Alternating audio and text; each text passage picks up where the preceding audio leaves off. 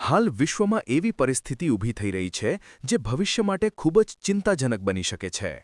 પશ્ચિમ એશિયામાં ચાલી રહેલા યુદ્ધની વચ્ચે હવે દુનિયાના 3 મોટા દેશોના નેતાઓ પોતાના દેશોને સંબોધન કરી રહ્યા છે.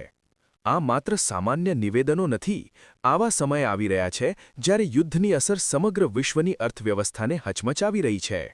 ઓઇલ અને ગેસના ભાવમાં સતત વધારો અને વધતી મોંઘવારી, આ બધાએ મળીને સામાન્ય માણસ માટે જીવન મુશ્કેલ બનાવી દીધું છે.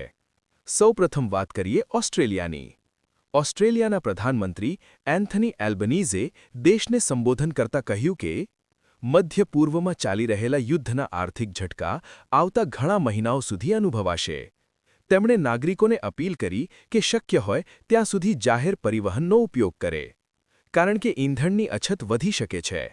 અલ્બનીઝે ખાસ ઉલ્લેખ કર્યો કે ઓસ્ટ્રેલિયા પોતાના ફ્યુલનો લગભગ 90% ભાગ આયાત કરે છે અને હાલ સ્ટ્રેટ ઓફ હોર્મુઝ પર તણાવ વધતા ઈંધણ સપ્લાય પર ગંભીર અસર પડી છે. તેમણે કહ્યું, હું સમજું છું કે સકારાત્મક રહેવું મુશ્કેલ છે, કારણ કે પેટ્રોલ અને ડીઝલના ભાવ ઇતિહાસમાં સૌથી વધુ છે. ઓસ્ટ્રેલિયા સીધું યુદ્ધમાં સામેલ નથી, પણ તેની અસર દરેક નાગરિક પર પડી રહી છે. હવે વાત કરીએ બ્રિટનની. બ્રિટનના પ્રધાનમંત્રી કિયર સ્ટારમર દેશને સંબોધન કરવા જઈ રહ્યા છે. તેઓ યુદ્ધ અને વધતી મોંઘવારીને લઈને મહત્વપૂર્ણ વાત કરશે.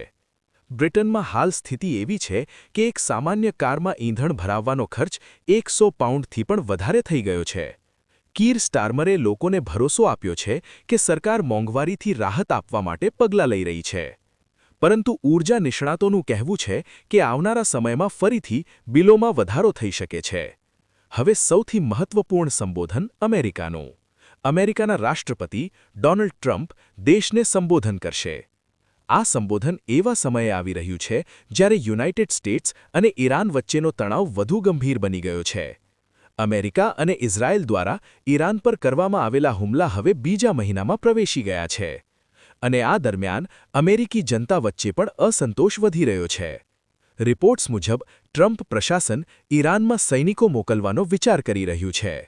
આ મિશનનો હેતુ હોઈ શકે છે ઈરાનના યુરેનિયમને સુરક્ષિત કરવું, પરંતુ આ મિશન ખૂબ જોખમી બની શકે છે, કારણ કે સૈનિકોને મિસાઇલ અને ડ્રોન હુમલાનો સામનો કરવો પડી શકે છે. તાજેતરમાં અમેરિકાએ ઈરાનના એક મહત્વપૂર્ણ પરમાણુ કેન્દ્ર પર હુમલો કર્યો, ઇસ્ફહાન ન્યુક્લિયર ફેસિલિટી. નિષ્ણાતોનું માનવું છે કે ઈરાનનો મોટા ભાગનો યુરેનિયમ આ જ સ્થળ પર છે. બીજી બાજુ ઈરાન હાલ કૂટનીતિક રીતે સાવધાની દાખવી રહ્યું છે.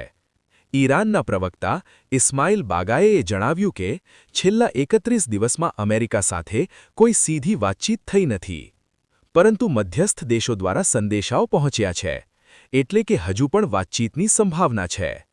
હવે વિશ્વની નજર અમેરિકાના સંબોધન પર ટકી છે, કારણ કે શક્યતા છે કે અમેરિકા પોતાની આગામી રણનીતિ જાહેર કરી શકે છે. આ સમગ્ર પરિસ્થિતિનો સીધો અસર આપણા જીવન પર પડશે. પેટ્રોલ ડીઝલ મોંઘું થશે, ખોરાકના ભાવ વધશે અને રોજિંદા ખર્ચમાં વધારો થશે. જો આ સ્થિતિ આવી જ રહી તો વિશ્વ એક મોટા સંઘર્ષ તરફ જઈ શકે છે. તો મિત્રો, તમને શું લાગે છે, શું આ તણાવ વધુ વધશે કે પછી કોઈ શાંતિનો રસ્તો નીકળશે? તમારો અભિપ્રાય કોમેન્ટમાં જરૂર લખજો. અને આવી જ મહત્વપૂર્ણ અપડેટ માટે ગુજરાત પોઈન્ટને સબસ્ક્રાઇબ કરવાનું ભૂલતા નહીં. આભાર. વિડિયો પસંદ આવ્યો હોય તો લાઈક અને શેર કરો. સાથે ગુજરાત પોઈન્ટને સબસ્ક્રાઇબ કરવાનું ભૂલતા નહીં. વિડિયો પસંદ આવ્યો હોય તો લાઈક અને શેર કરો. સાથે ગુજરાત પોઈન્ટને સબસ્ક્રાઇબ કરવાનું ભૂલતા નહીં.